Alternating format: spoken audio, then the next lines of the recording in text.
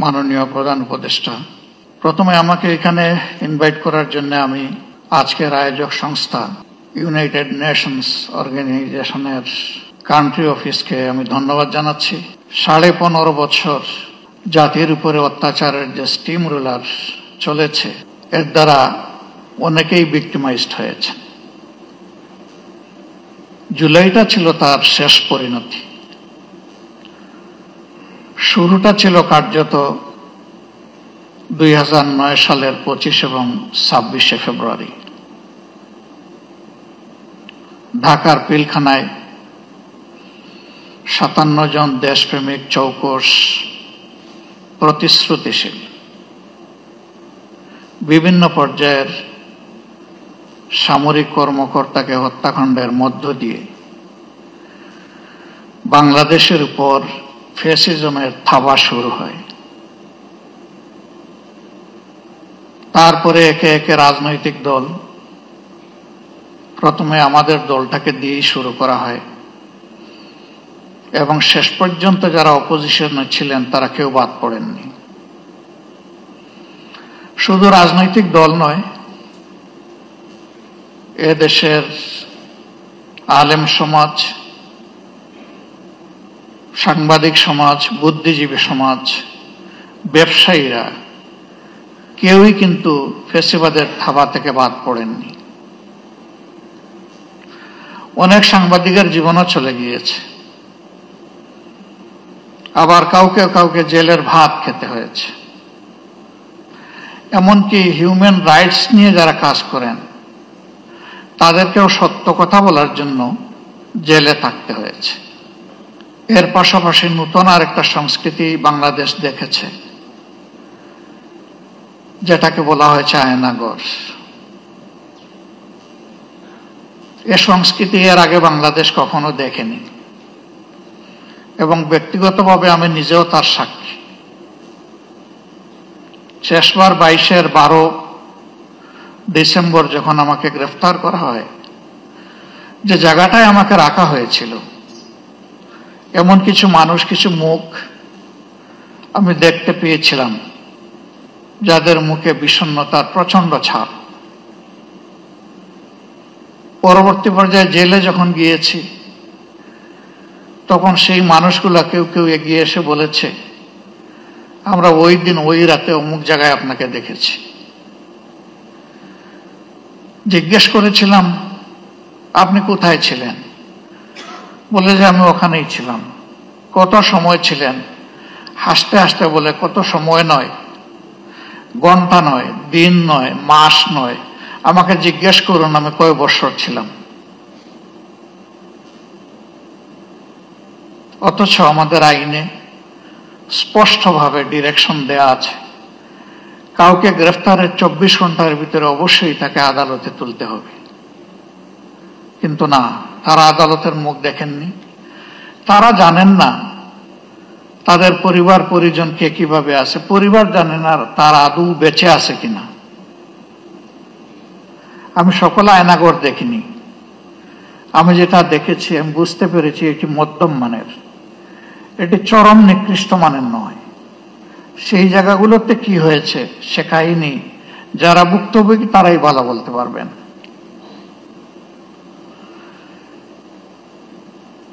রাজনৈতিক দলগুলো নিজেদের অবস্থান থেকে বারবার তার প্রতিবাদ জানিয়েছে, কিন্তু তার প্রতিকার আমরা পাইনি, করতে পারিনি। শেষ পর্যন্ত আমাদের যুব সমাজের অতি ছোট্ট এবং সাধারণ একটি দাবিকে নিয়েই তারা রাস্তায় নেমেছিল। অতীতের মতো একই খান্দায় একইভাবে তাদের সেই দাবিকে স্তব্ধ করে দেওয়ার জন্য চেষ্টা করা হয়েছিল। 15 জুলাই রাতে ঢাকা বিশ্ববিদ্যালয়ে যা ঘটেছে, বিশ্ববিদ্যালয়ের ইতিহাসে এটি ছিল আনপ্রেসিডেন্টেড। এর আগে তার কোনো উদাহরণ ছিল না। রাজনৈতিক কর্মীদেরকে লেলিয়ে দেওয়া হয়েছিল, তারা একই সাথে আঘাত করেছে ছেলেদেরকে, আমাদের মেয়েদেরকেও বাদ দেয়নি। কার্যত এই মুভমেন্টটা এখান থেকেই মোমেন্টাম পেয়েছিল। এরপরে একে একে আবু সঈদের হত্যাকাণ্ড এবং বাকি হত্যাকাণ্ডগুলো শেষ পর্যন্ত জুলুমের অবসান করতে সক্ষম হয়েছে। আমি জাতিসংঘের ফ্যাক্ট ফাইন্ডিং কমিটিকে আমার দল এবং বাংলাদেশের মজলুম জনগণের পক্ষ থেকে ধন্যবাদ জ্ঞাপন করি। তারা স্বল্পতম সময়ে এগিয়ে এসেছেন এবং বাস্তবতা তারা তুলে আনার চেষ্টা করেছেন, কিন্তু তারা যেটুকু এনেছেন এটা আংশিক মাত্র, এটি পূর্ণাঙ্গ নয়। তার বাইরেও জুলুমের বিস্তর ক্ষেত্র রয়ে গেছে। আশার দিক, নতুন সরকার গঠিত হয়েছে ফ্যাসিজমের পতনের প্রেক্ষাপটে। বিচারের জন্য ট্রাইব্যুনাল গঠন হয়েছে, বিচারক নিয়োগ হয়েছে, তদন্তকারী সংস্থা হয়েছে, প্রসিকিউশনও নিয়োগ হয়েছে। কিন্তু এটি সত্য, এখন 1 বছর ছুঁই ছুঁই, এ সময়ের ভিতরে কিন্তু বিচার এখনো দৃশ্যমান হয়নি। আমরা বিশ্বাস করি এই প্রক্রিয়ার সাথে যারা সম্পৃক্ত তারা তাদের সর্বোচ্চটা দিয়ে চেষ্টা করছেন। সরকারের কাছে আমাদের অনুরোধ, এই এফোর্ট কি যথেষ্ট, নাকি এই জায়গায় আরো কিছু করার আছে? যদি আরো কিছু করার থাকে সেটিই তো করা উচিত। সারা বাংলাদেশে আমার মতো আপনারা অনেকে ঘুরেন, সব জায়গায় তো কান্নার রোল। কেউ আপনজন হারিয়ে, আর কেউ নিজেকে হারিয়ে। আপনজন হারানোর বেদনা আমরা বুঝি, কিন্তু যারা নিজেকে হারিয়ে বসেছেন, এই যে ছেলেটাকে দেখানো হলো, শুধু দুটো চোখ না থাকার কারণে গোটা বিশ্ব তার জন্য অন্ধকার। সে কি একা?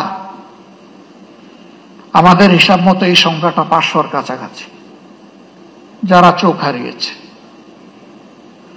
হাত পা হারিয়ে, মেরুদণ্ডে আঘাত পেয়ে, বুলেট বিদ্ধ হয়ে হাসপাতালের বিছানায় কিংবা নিজের বাড়িতে পড়ে প্যারালাইজ হয়ে কাতরাচ্ছে, এই সংখ্যাটা 250-র উপরে। যারা বিছানায় পড়ে আছে, আর যারা জীবন্ত লাশ হয়ে ঘুরছে, সেই সংখ্যাও 5000 কম নয়। আপনারা অনেকে জানেন, ইতিমধ্যে আমাদের সংগঠনের পক্ষ থেকে উদ্যোগ নিয়ে এই জুলাই যারা শহীদ হয়েছেন তাদের প্রোফাইলটা আমরা অন রেকর্ড নিয়ে আসার চেষ্টা করেছি। শতভাগ নিশ্চিত না হয়ে আমরা একটা নামও সেখানে যোগ করিনি। আমাদের এই প্রক্রিয়া অব্যাহত আছে, এটাকে আমরা ক্লোজ করিনি। 12 ভলিউমের এই শহীদ স্মরণিকা আমরা সকলের হাতে পৌঁছে দিতে পারিনি, তবে আমাদের ওয়েবসাইটে বাংলা, ইংলিশ এবং আরবিতে ইতিমধ্যেই আপলোড করা আছে। সেটা কেউ ভিজিট করলে আমরা খুশি হব।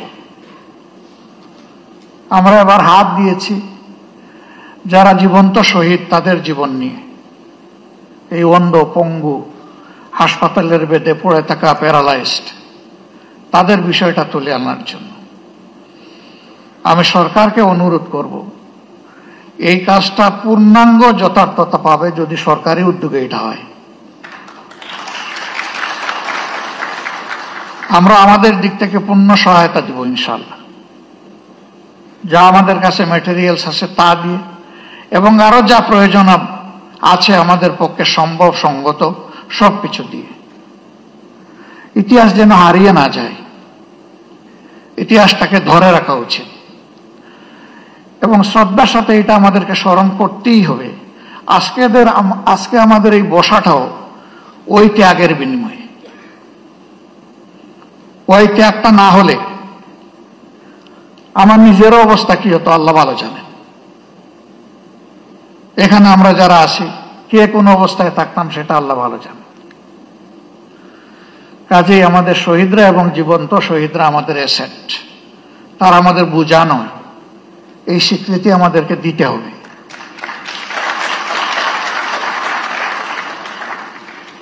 আমাদের সম্পদকে মুখে নয়, বাস্তবেই সম্মান দেখাতে হবে। সরকার এবং জাতির পক্ষ থেকে সেটা যেন নিশ্চিত করা হয়।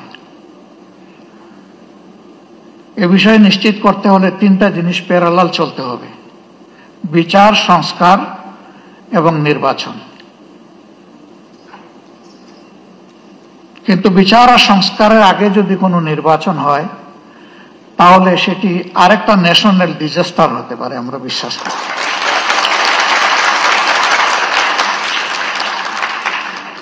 গত 26 তারিখ চীন মৈত্রী সম্মেলন কেন্দ্রে, সেখানে শহীদ পরিবার সোসাইটির একটা আয়োজন ছিল। 2-4 জন বক্তব্য রেখেছেন, পুরোটা শুনতে পারিনি আমার অসুস্থতার কারণে, আংশিক শুনে আমি চলে গেছি। তাদের প্রত্যেকে অত্যন্ত সিংহের মতো গর্জন করে বলেছেন, বিচার না দেখা পর্যন্ত আমরা কোনো নির্বাচন দেখতে চাই না।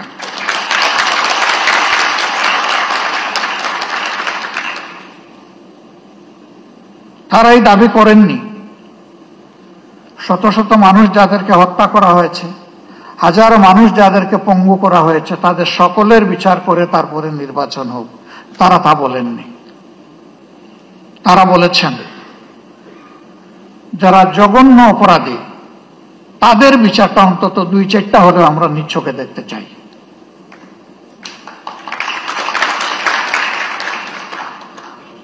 আমরা দেশ এবং জাতিকে ভালোবাসি সবাই। জাতিসংঘ ফ্যাক্টস ফাইন্ডিং এ যে ফ্যাক্টস গুলা তুলে এনেছে তার সাথে যেগুলা অপূরণ আছে সেগুলাকেও সংযুক্ত করে বিচারটা ঠিকমতো হোক। তবে আমি অত্যন্ত দৃঢ়তার সাথে বলবো যে ও বিচার আমাদের উপর করা হয়েছে, দল হিসাবে আমাদের নেতৃবৃন্দকে খুন করা হয়েছে বিচারিক আদালতে। এ ধরনের কোনো বিচারও দেখতে চাই না। বিচারটা যেন শতভাগ ট্রান্সপারেন্ট এবং ন্যায্যতার ভিত্তিতে হয়।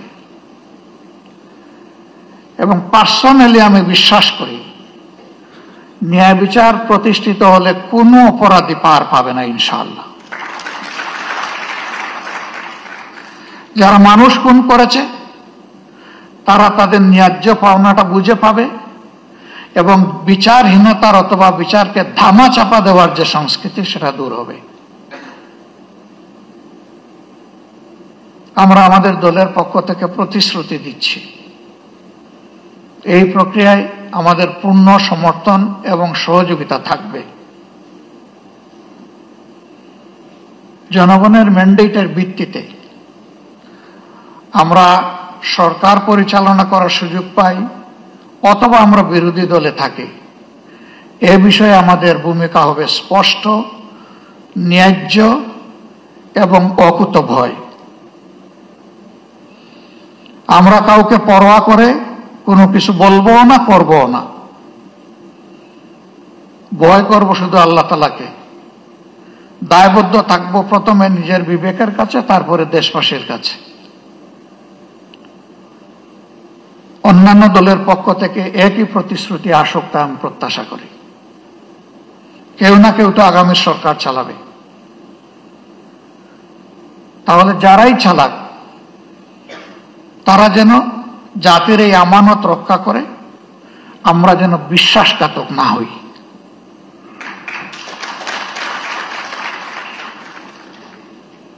আল্লাহ রাব্বুল আলামিন এই ন্যায় বিচার কায়েমের পথে আমাদের সরকার এবং জুডিশিয়ারি দুইটাকে আপোষহীন পথ চলার তৌফিক দান করুন।